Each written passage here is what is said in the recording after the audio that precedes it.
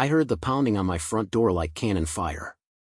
Then boom, my door was kicked open and 3 men in polo shirts emblazoned with CPA security stormed in shouting, "Property inspection. We have authorization." I couldn't believe my eyes. A so-called search warrant from a homeowners association. This is why you should never mess with a group of retired military veterans who know their legal rights, and especially never damage the restored '68 Mustang of a former JAG Corps attorney with 30 years of service like me. Retirement was supposed to be peaceful. After 3 decades of military justice, handling cases across 4 continents, I, Michael Callahan, had earned my quiet corner of the world. That's why I purchased a modest ranch-style home in Oak Ridge Pines last summer. The neighborhood seemed perfect, tree-lined streets, reasonable prices, and enough garage space for my classic Mustang and occasional gatherings with my fellow veterans. The realtor mentioned something about a Community Protection Association, CPA, but assured me, they just make sure nobody's grass gets out of control or paints their house hot pink. I signed the papers without much concern. Biggest mistake of my life. The Iron Brigade, as we call ourselves, are nothing to fear. Just 7 retired military personnel in their 50s and 60s who share a passion for classic cars and weekend cookouts. Richard was a retired colonel who'd served on the Joint Chiefs Advisory Staff.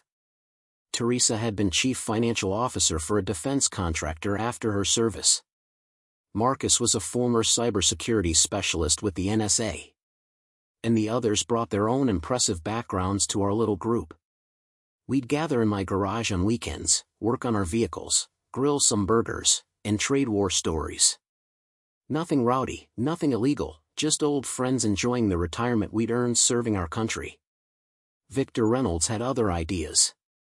As CPA president, he ruled Oak Ridge Pines like his personal fiefdom, a former mid-level manager who'd been downsized 3 years ago and found his calling in creating and enforcing an ever-growing rulebook of community regulations.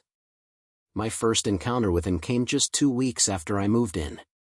He appeared at my doorstep with a tablet and a frown that seemed permanently etched onto his face. "Mr. Callahan, I'm noting several violations of our community standards," he said without introducing himself. The list was absurd. My garage door was not the approved shade of taupe. My mailbox post was non-standard height. My trash cans had been visible from the street outside designated hours, meaning I'd brought them in at 3 p.m. instead of immediately after collection. I tried to be reasonable at first. I repainted the garage door, adjusted the mailbox height, and made sure those damn trash cans disappeared faster than evidence in a compromised operation. But the violations kept coming. The rose bushes were 3 inches taller than regulation. The bird bath in my backyard was attracting excessive wildlife. My Mustang was an aesthetic disruption that should be kept inside at all times.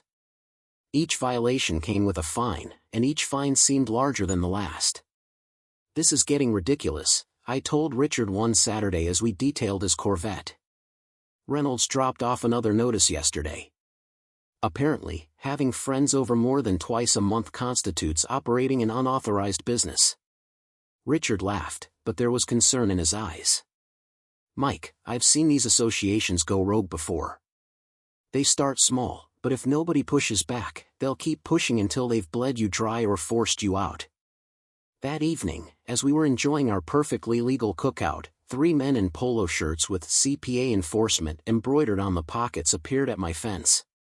They didn't introduce themselves, just started taking photos and making notes. "Excuse me," I called out. "Can I help you gentlemen?" The tallest one, a balding man with a mustache that would make Tom Selleck jealous, looked up from his tablet. "Just documenting the unauthorized gathering. CPA regulations limit residential gatherings to 6 people without prior approval." I looked around at my 7 friends and smiled. "You know who we are? Just a bunch of veterans who like classic cars." Little did I know that this innocent comment would spark a war that would rock the entire neighborhood. And what Reynolds didn't realize was that among us sat a retired colonel who was quietly sipping his beer and taking mental notes of every single violation of state law these CPA officers were committing. The notices started coming weekly after that, each one more absurd than the last. Classic car parked in driveway more than 4 hours. Window treatments not conforming to approved neutral palette. Unauthorized wind chime creating noise disturbance. Each violation carried a fine starting at $75 and quickly escalating. Within a month, I supposedly owed over $1,500 to the CPA. I tried attending the monthly association meeting to dispute these ridiculous charges, but Reynolds had a convenient rule for that too. Residents with outstanding violations may observe but not participate in CPA discussion. One morning while checking my mail, I noticed an elderly woman sitting on her porch across the street, staring at an envelope with trembling hands. I'd seen her before, Eleanor Cooper, a widow who'd lived in her house for nearly 30 years, long before Oak Ridge Pines became a CPA community. I walked over to introduce myself. "Everything all right, ma'am?" I asked. She looked up, tears forming in her eyes. "They're going to take my home," she whispered. "The CPA fees have tripled in 2 years, and now they're adding all these violation fees. I'm on a fixed income. I can't." She couldn't finish the sentence. I sat down beside her and looked at the letter. The CPA was threatening to place a lien on her house for unpaid fees and fines totaling nearly $4,800. The violations were laughable: holiday decorations displayed outside approved seasonal window. Unauthorized garden plant species. Failure to power wash walkway quarterly. Eleanor had lived there for 3 decades, and suddenly her home was at risk because her daffodils weren't on the approved plant list. That evening, I called an emergency meeting of the Iron Brigade in my garage. "This isn't just about us anymore," I told them, showing them a copy of Eleanor's letter. "Reynolds and his enforcers are targeting the most vulnerable residents, especially the older ones who've been here since before the CPA. I think they're trying to force people out." Marcus, our tech expert, had been quiet until now. "Let me look into their finances," he said. "Every homeowners association is required to maintain public records. I'll see what I can dig up." Teresa, our financial expert, nodded. "I'll help analyze whatever Marcus finds. If they're cooking the books, we'll find out." Within a week, we had our first pieces of evidence. CPA fees had increased 280% in just 3 years, but there were no significant improvements to community facilities. The reserve fund had grown to over $450,000, but the financial statements showed minimal transparency about how these funds were being allocated. Marcus had managed to access the CPA's website backend and discovered emails between Reynolds and several contracting companies about consulting fees and special projects that were never disclosed to residents. I was in the middle of reviewing these findings when a certified letter arrived. I knew it was bad news before I even opened it. The CPA was fining me $7,500 for operating a commercial enterprise from a residential property, meaning my weekend gatherings with the Iron Brigade. The letter included an ultimatum: pay within 30 days, cease all gatherings, or face enforcement action. I held the letter, my hand shaking with rage. Richard took one look at my face and nodded. "It's time, Mike. Let's activate Operation Paper Trail." What happened next would shock not just Reynolds, but the entire neighborhood. But before I tell you about our plan, let me share what really set me off. I've dealt with all kinds of adversaries during my career in the JAG Corps: corrupt officers, war criminals, international smugglers, but none of them made my blood boil like Victor Reynolds and his CPA goons. For 2 months, I tried to play by their rules, tried to be the reasonable one, but they kept moving the goalposts. The $7,500 fine was the last straw. But what they did next crossed every legal and moral line imaginable. On Marcus's advice, I had installed security cameras around my property. Nothing fancy, just enough to document any further harassment. Good thing I did. One Wednesday afternoon, while I was volunteering at the local VA hospital, another thing Reynolds had tried to prevent, claiming my comings and goings disrupted the community ambience, my phone buzzed with a security alert. The footage showed 3 CPA enforcement officers picking the lock on my front door and entering my house. They were inside for nearly 30 minutes, going through my personal belongings, taking photos, and removing items from my garage. I called the police immediately and raced home. Officer Diaz was waiting when I arrived, looking uncomfortable as he spoke with the 3 men who were still in my garage. "Mr. Callahan," he began, "these gentlemen say they have authorization to inspect properties for CPA violations. They're showing me a clause in the CPA agreement that allows for inspections in cases of suspected serious violations." I pushed past him into my garage and felt my heart sink. My tools were scattered everywhere, and there was a fresh scratch along the fender of my Mustang. "They damaged my property and took my personal items," I told Diaz, pointing to empty spaces on my tool wall. "That's breaking and entering, destruction of property, and theft. I want them arrested." The lead enforcer, I later learned his name was Blackwell, smirked and held up a piece of paper. "We have authorization right here. Section 14, Paragraph 7 of the CPA Covenant, the association reserves the right to inspect properties for compliance in emergency situations. Your continued operation of an illegal business constitutes an emergency." Officer Diaz looked torn, clearly unsure about the legality of the situation. "Sir, this seems to be a civil matter regarding the interpretation of the CPA agreement. I'd suggest consulting with an attorney." I had to laugh at that. "Officer, I was an attorney with the Judge Advocate General's Corps for 30 years. I specialized in military law, and I can tell you with absolute certainty that no homeowners association agreement trumps state law regarding breaking and entering. No private organization has the right to enter a residence without the owner's permission or a court order. Period." Diaz looked even more uncomfortable, especially when I added, "And I'll be filing a formal complaint against the department if these men aren't at least detained while you investigate the break-in that is clearly captured on my security cameras." That evening, my daughter Jennifer drove up from the city. As a practicing civil rights attorney, she was furious when she reviewed the CPA agreement. "Dad, this is textbook overreach. These clauses about emergency inspections are designed for actual emergencies like water leaks that might damage adjacent properties, not for enforcing arbitrary rules about social gatherings. And regardless, they have no legal right to remove items from your home. That's theft, plain and simple." I called an emergency meeting of the Iron Brigade that night. All 7 of us gathered in my living room, the mood somber but determined. "They crossed the line," I told my friends. "This isn't about petty rules anymore. They're breaking the law and targeting vulnerable residents. It's time we show Reynolds who he's messing with." Teresa, our financial expert, shook her head in disgust. "I've been analyzing their financial reports. There are huge discrepancies, Mike. Money being funneled into consulting companies that I can't find any record of. We're talking potentially hundreds of thousands of dollars." Richard, the retired colonel, had been quietly listening. Now he spoke up. "I think it's time to activate Operation Paper Trail, and I'll call some old contacts at the State Attorney General's office. 7 retired military personnel with over 350 years of combined service in intelligence, finance, technology, and military law started planning that night. Little did we know that our counteroffensive would uncover something much bigger than we anticipated. I've never been one to back down from a fight, especially when I know I'm in the right.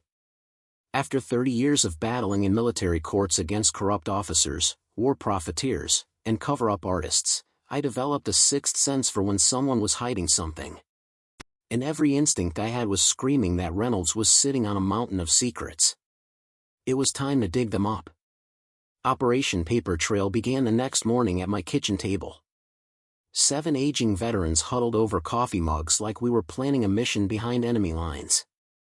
In a way, I suppose we were. We were planning to extract the truth that Reynolds had buried under years of paperwork and intimidation. We divided into teams, each using our professional expertise to dig into different aspects of the CPA's operations. Teresa and I started with the financial angle, requesting copies of all CPA financial statements for the past 5 years, a right guaranteed to all members under state law.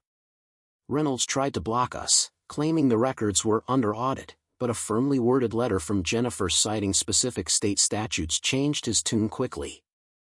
What we found was astounding. CPA fees had tripled, but actual community maintenance expenditures had decreased. The reserve fund had ballooned to over $600,000, far more than any reasonable contingency for a neighborhood our size. But the most suspicious items were the payments to various consulting companies, Summit Property Management, Elite Community Services, and Paramount Maintenance Solutions. Each was receiving between $8,000 and $25,000 monthly for vaguely described services like community enhancement consulting and regulatory compliance management, the kind of vague corporate speak I'd seen countless times in fraud cases, designed to sound legitimate while meaning absolutely nothing. I recognized the pattern immediately. It was the classic shell game of moving money between entities to obscure its true destination. Meanwhile, Marcus was working his tech magic. "These companies don't really exist," he announced after 2 days of digging. "They have websites and business filings, but they're all registered to the same P.O. box. And guess who signed as the incorporating officer for all three? A Patricia Reynolds, Victor's wife." Richard's contacts at the county records office provided another piece of the puzzle. The Reynolds had recently purchased 4 rental properties in an upscale neighborhood with a combined value of over $1.8 million. Pretty impressive for a former middle manager who'd been between jobs before taking over the CPA. But Sarah Martinez, a county clerk who had worked with me years ago, provided the most shocking revelation. "Mike, I found something strange when I was pulling those property records you requested," she said over coffee. "There's a development company, Oak Ridge Heights LLC, that's been quietly buying properties in your neighborhood whenever they go into foreclosure or get liens placed on them. In the past year, they've acquired 9 homes, all from elderly residents who couldn't pay their CPA fees." She pushed a folder across the table. "And guess who's listed as a special advisor to Oak Ridge Heights? Your friend Victor Reynolds." The picture was becoming crystal clear. Reynolds wasn't just power-tripping. He was orchestrating a systematic scheme to drive out original homeowners, especially the elderly on fixed incomes, by making the CPA fees and fines so burdensome that they'd be forced to sell. Meanwhile, his shell companies were siphoning money from the CPA itself, and he was using his insider knowledge to advise developers on which properties to target. It wasn't just unethical, it was criminal fraud, elder abuse, and embezzlement. We had enough evidence to go to the police. But that wasn't the Iron Brigade style. Before we involved the authorities, I told the group as we gathered in my garage, now cleared of the mess the CPA goons had made, "I think Reynolds needs to get a taste of his own medicine. Ladies and gentlemen, prepare your vehicles. We're going to pay the CPA a visit." I smiled. "Nothing illegal, Colonel. Just a perfectly legal demonstration of what happens when you push the wrong people too far." What we didn't know was that Reynolds had a surprise waiting for us as well. The morning after our planning session, I found another certified letter in my mailbox. The CPA was now demanding $20,000, the fine had mysteriously increased, and they had shortened the payment deadline to just 10 days. If I failed to pay, they would begin foreclosure proceedings on my home. This wasn't just harassment anymore. It was outright extortion. I sat at my kitchen table, the letter trembling in my hand, a familiar rage building in my chest, the same righteous anger that had fueled me through countless trials defending service members against corrupt officers who thought they were above the law. Reynolds had no idea who he was dealing with, and that was about to become his biggest problem. I called Detective Rivera, an old friend from my days at Fort Bragg, and shared some of our findings about the financial irregularities. Rivera and I had worked opposite sides for years, he investigating military crimes, me defending the accused. But we'd developed a grudging respect for each other's integrity. "This sounds serious, Mike," he said, his voice carrying that cautious tone I recognized from our days sparring in court. "But I'll need more concrete evidence before I can open an official investigation. These associations operate in a legal gray area, and they have powerful connections." I heard what he wasn't saying. Reynolds had friends in high places, probably including Rivera's superiors. We'd need irrefutable evidence before any official action would be taken. I'd seen this dance before during my career. the careful political calculations behind which cases got pursued and which got buried. It wasn't always about justice. Sometimes it was about who had the most influence, the most connections, the most ability to make life difficult for those who challenged them. But I also knew from experience that even the most protected individuals had vulnerabilities, paper trails they couldn't completely erase, witnesses they couldn't silence, patterns of behavior they couldn't hide forever. Reynolds wasn't a criminal mastermind. He was a petty tyrant drunk on local power. And petty tyrants make mistakes. That afternoon, the Iron Brigade gathered to execute our planned visit to the CPA headquarters, a small office in a strip mall at the edge of the neighborhood. We arrived in our vehicles, 7 aging veterans who might have looked intimidating if not for the reading glasses and gray hair. Our plan was simple: a show of solidarity, a formal request for financial records, and clear documentation of any refusal to provide them. But to our surprise, when we arrived, the office had been fortified. 2 private security guards stood outside, stone-faced in cheap suits with visible earpieces, and the windows had been covered with paper from the inside. Someone had tipped Reynolds off. We were discussing our next move in the parking lot when a young woman approached us hesitantly. "Mr. Callahan," she asked, looking nervously over her shoulder. "My name is Lisa Sanchez. I'm Mr. Reynolds' assistant at the CPA office." She lowered her voice. "I've been hearing about what's happening to you and other residents. It's wrong, and I want to help." Lisa explained that she'd been forced to sign many questionable documents over the past year, including backdated approval forms for fee increases that had never been properly voted on. "I'm afraid of losing my job, but what they're doing to people like Mrs. Cooper is just cruel." She pressed a key into my hand. "This opens the file cabinet in Reynolds' office. The real financial records are in a folder marked Strategic Acquisitions. I'll make sure the security cameras are off this Sunday evening." With this new information, we adjusted our plan. A frontal assault wouldn't work, but we now had an inside ally and access to the documentary evidence we needed. We shifted our focus to building a coalition with other residents. Each Iron Brigade member was assigned a section of the neighborhood to visit, sharing evidence of the financial improprieties and collecting stories of CPA abuses. The response was overwhelming. Nearly every household had a story: elderly residents threatened with foreclosure over trivial violations, young families hit with surprise assessments, longtime owners finding their improvement requests mysteriously denied while new developers sailed through the approval process. I was returning from one such meeting when I saw 3 SUVs parked in my driveway. As I approached, I could see my front door standing open, the frame splintered around the lock. Inside, Blackwell and 2 other CPA goons were carrying my television toward the door. "What the hell do you think you're doing?" I demanded. Blackwell turned, a smug smile on his face. "Enforcement action, Mr. Callahan. You failed to pay your fine, so we're confiscating property of equivalent value." He held up a document. "We have a warrant right here." I snatched the paper from his hand, my legal training immediately spotting the problem. This wasn't a court-issued warrant. It was a homemade document with the CPA logo, signed by Reynolds himself. "This isn't a legal warrant," I said, my voice deadly calm. "This is a piece of paper that gives you absolutely no authority to enter my home or take my property. What you're doing is breaking and entering and theft. Put my television down now, or I'm calling the police and having all 3 of you arrested." Blackwell hesitated, then nodded to his companions to continue. "We have authorization from the CPA board. Your complaints have been noted and rejected." I pulled out my phone and dialed 911, maintaining eye contact with Blackwell the entire time.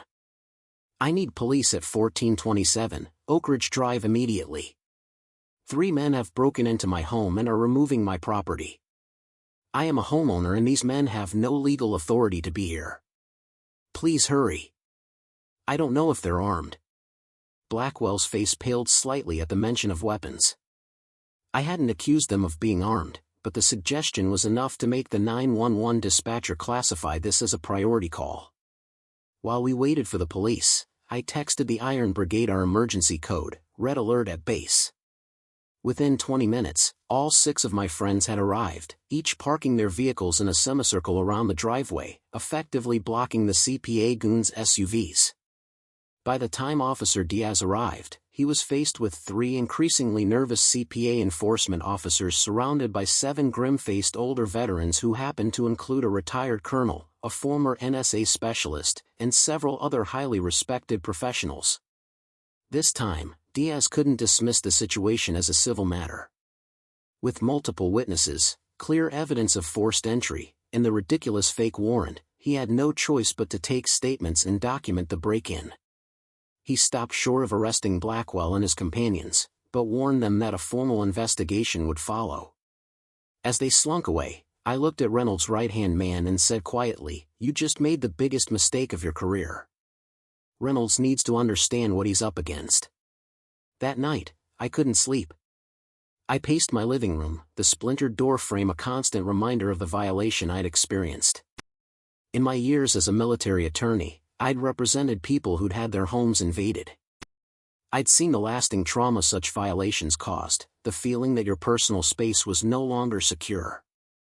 Now I was experiencing it firsthand, and it fueled a determination in me that I hadn't felt in years. This wasn't just about petty rules anymore.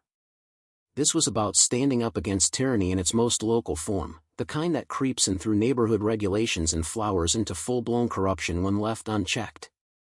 As dawn broke, I stood in my garage, running my hand along the scratch on my Mustang's fender. I bought this car the day I retired, a promise to myself that after decades of uniforms and regulations, I would finally enjoy the freedom of the open road. Now some power-hungry bureaucrat and his goons thought they could take that away from me, take away my home, my peace of mind, my dignity. I started the Mustang, letting its rumble fill the garage. The vibration traveled up through my hands, steady and powerful like a heartbeat. This car represented everything Reynolds was trying to destroy: independence, freedom, the right to live your life without petty interference. I made a decision then. Reynolds wouldn't just be stopped. He would be made an example of. The next morning, we launched Phase 2 of our plan. Teresa reached out to Councilwoman Rodriguez, who had been advocating for stricter oversight of homeowners associations. Marcus created a website and Facebook page called Oak Ridge Pines Truth, where we began posting documentation of the CPA's financial irregularities and abuses of power. Meanwhile, I worked with Jennifer to prepare a class action lawsuit on behalf of the residents who had been victimized. Lisa proved to be an invaluable ally. Using the keys she had provided, Richard and I entered the CPA office on Sunday evening while she ensured the security cameras were disabled. In Reynolds' filing cabinet, we found the mother lode, detailed plans for Oak Ridge Heights luxury condos, a development that would replace the entire neighborhood. The documents included projections of properties that would likely be acquired through foreclosure or stressed sales due to CPA pressure, with timeline targets for each acquisition. Most disturbing were the notes about specific residents, including Eleanor Cooper, categorized as priority targets due to their limited financial resources and inability to fight back legally. With this evidence in hand, we were ready for our most public move yet. On Wednesday morning, 25 vehicles, the Iron Brigade had called in reinforcements from our veteran friends, formed a line outside the CPA office. None of us got out of our cars. We simply sat there, engines idling, creating a wall of American-made steel and glass that couldn't be ignored. Local news vans arrived, tipped off by Richard's contacts. Residents gathered, curious about the spectacle.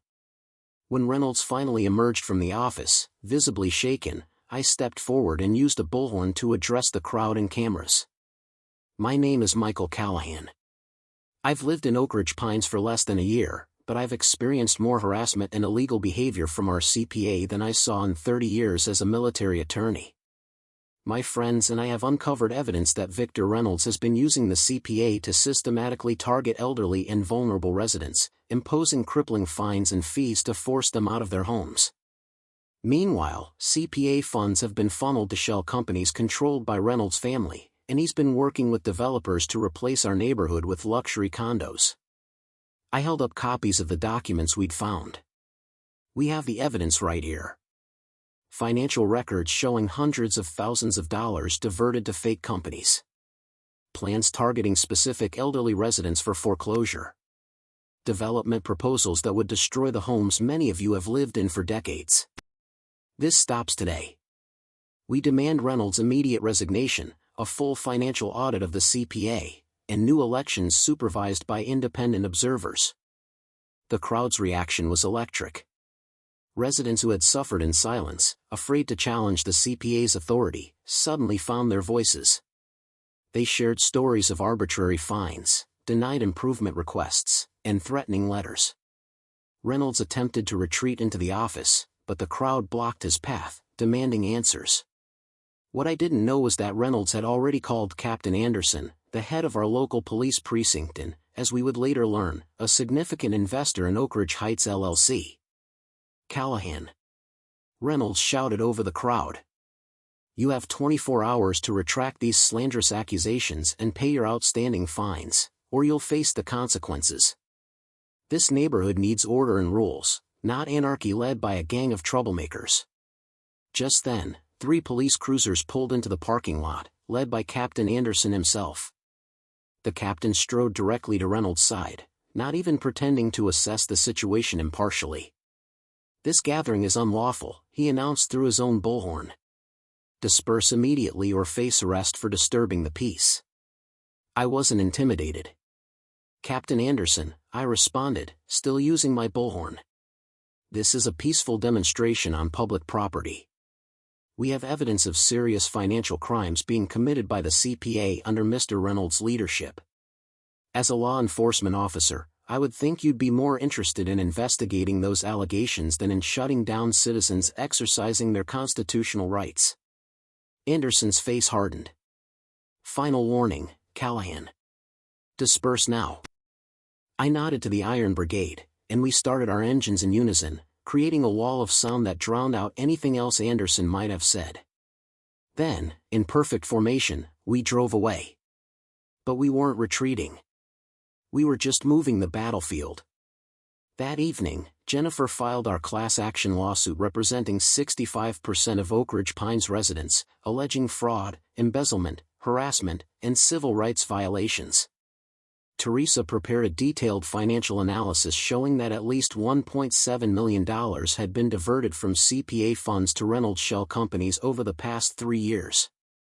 Marcus had documented every email between Reynolds and the developers, proving his role in targeting vulnerable residents.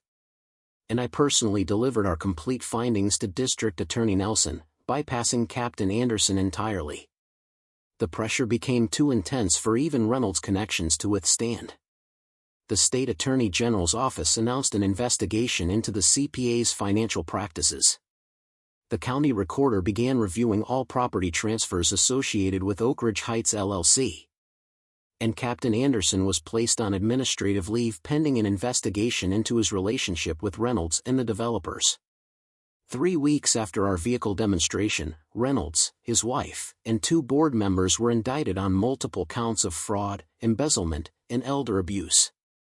The investigation expanded beyond our neighborhood, uncovering a pattern of similar schemes in other communities. Captain Anderson faced charges of his own for accepting bribes to ignore complaints about the CPA and for using his position to intimidate residents. As Reynolds was led away from his arraignment, he locked eyes with me. "You think you've won, Callahan? You have no idea who our friends are. This isn't over." I might have dismissed his threat as empty bluster, but the look in his eyes gave me pause. And as it turned out, he wasn't entirely bluffing. Reynolds was released on bail within hours thanks to his connections. The very next day, residents throughout Oak Ridge Pines received certified letters from Pinnacle Legal Associates representing Oak Ridge Heights Development Corporation. The letters announced that the corporation had purchased all outstanding CPA debts and liens and would be proceeding with foreclosure actions against any properties with unpaid assessments, which, thanks to Reynolds' manipulations, included nearly half the neighborhood. It was a clever move. Even if Reynolds went to jail, the development plan could proceed under the guise of legitimate debt collection. Many residents panicked, afraid that they would lose their homes despite our recent victories. The Iron Brigade called an emergency meeting at my house to address this new threat. Jennifer reviewed the letters carefully and spotted the critical weakness. All these debt transfers are based on CPA fines and fees that were illegally imposed, she explained. If the original debt isn't valid, then the transfer of that debt isn't valid either. Richard nodded in agreement. We need to file for an emergency injunction to halt any foreclosure proceedings while the criminal cases are pending. But we needed more than legal maneuvering. We needed to expose the entire network. Marcus's follow-up investigation provided the missing piece. After digging into Pinnacle Legal Associates and Oak Ridge Heights Development, he discovered that both were partially owned by a holding company connected to none other than Captain Anderson. The police captain hadn't just been taking bribes. He was a full partner in the development scheme, using his position to ensure that complaints about the CPA were buried and that residents who resisted were intimidated. This revelation blew the case wide open. The state attorney general expanded the investigation to include Anderson and several other city officials who had facilitated the scheme. Internal Affairs launched a separate investigation into the police department's handling of CPA complaints, uncovering a pattern of ignored reports and mishandled evidence. What had begun as a dispute over car gatherings and petty CPA violations had exposed a corruption network that extended throughout the city government. The final dominoes fell quickly. District Attorney Nelson, eager to distance himself from the scandal, pursued the cases aggressively.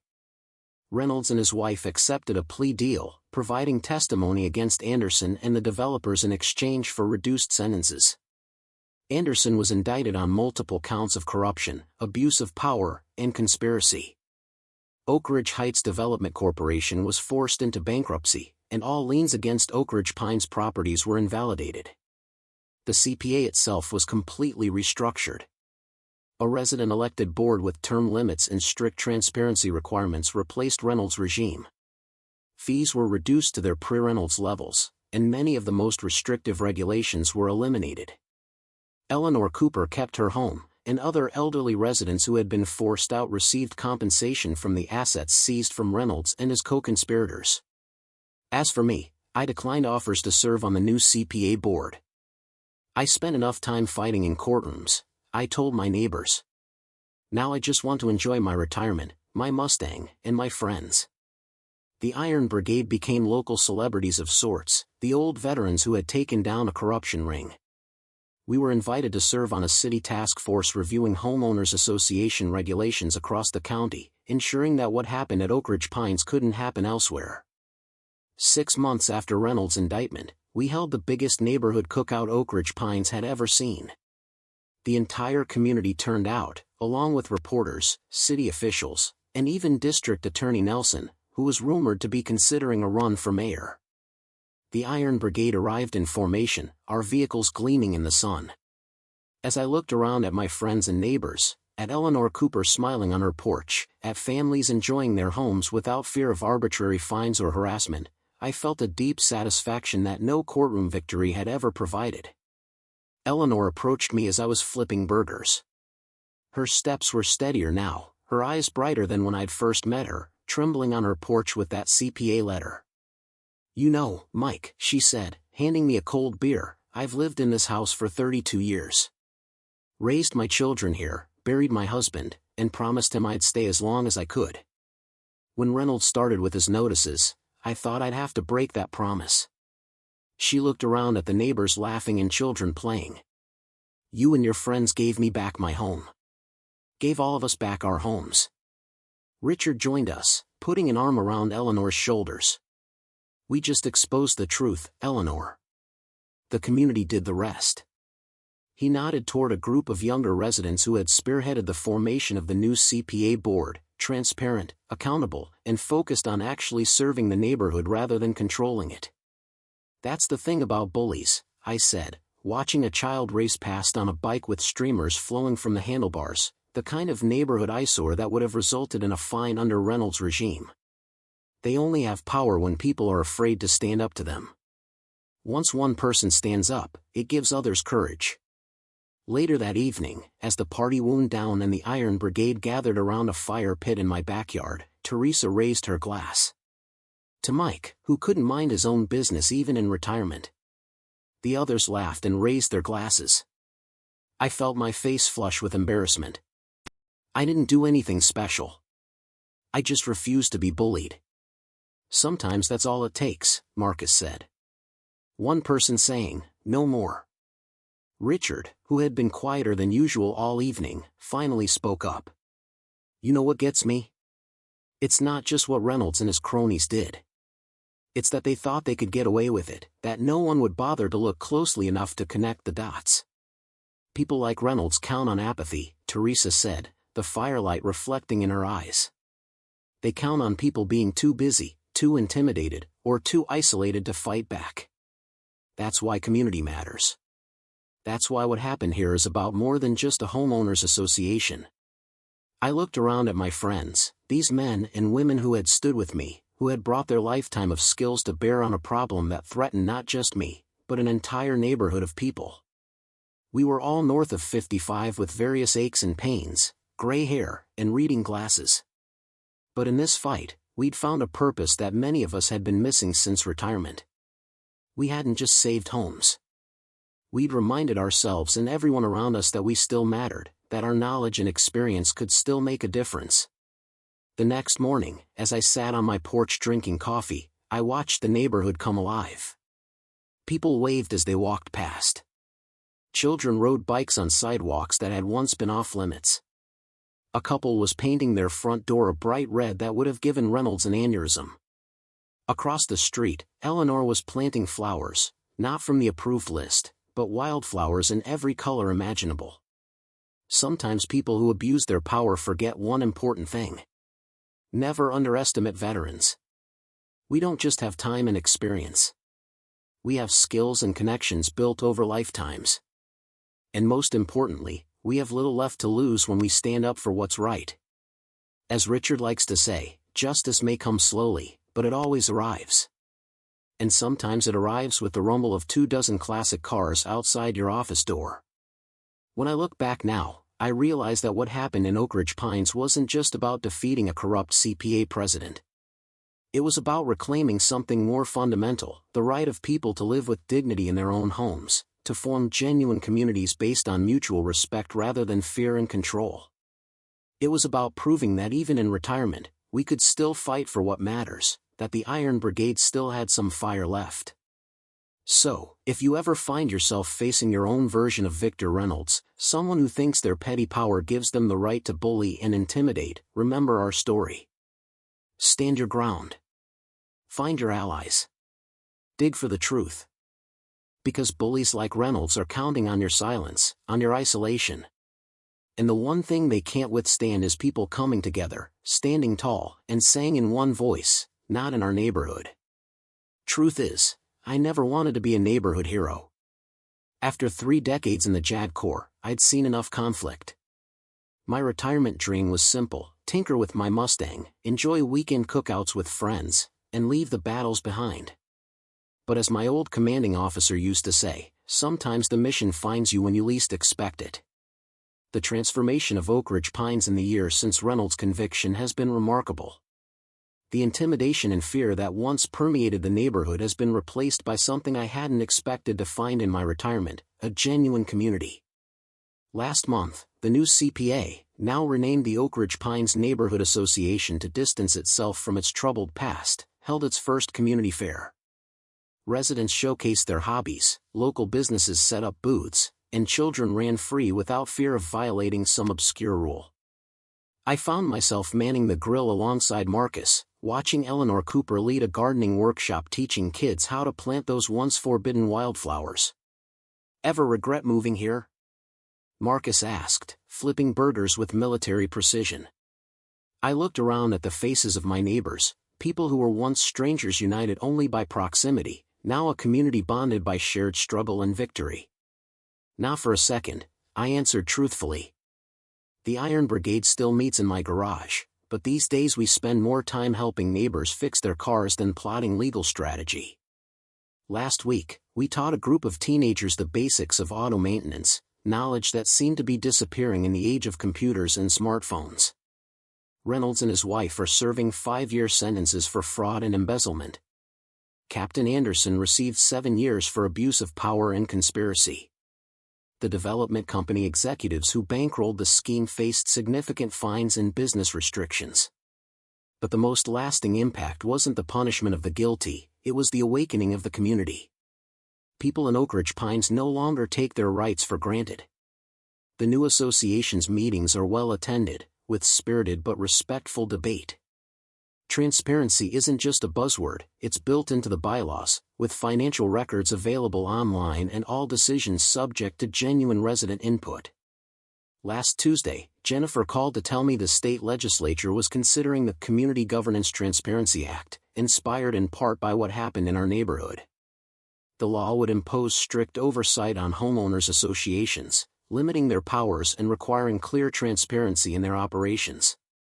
They've asked if you'd be willing to testify at the hearing next month, she said. I hesitated.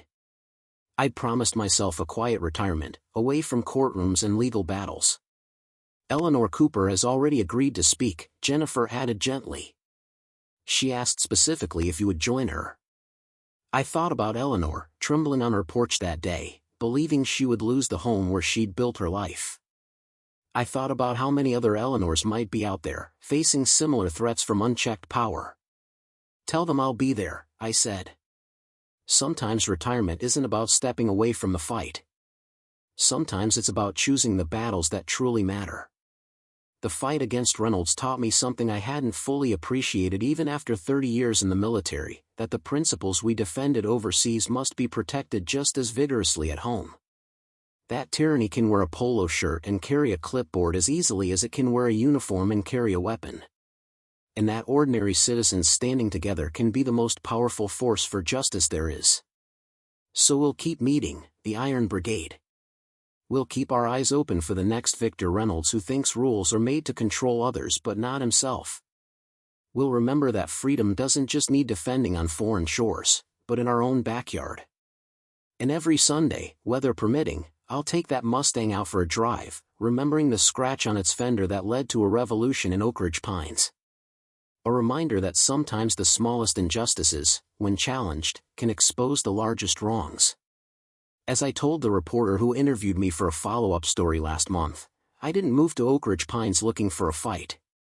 But I found something better, I found a home worth fighting for. And in the end, that's all any of us can ask for, a place to call our own, neighbors who have our backs, and the courage to stand up when it matters most. Not bad for a retirement plan after all.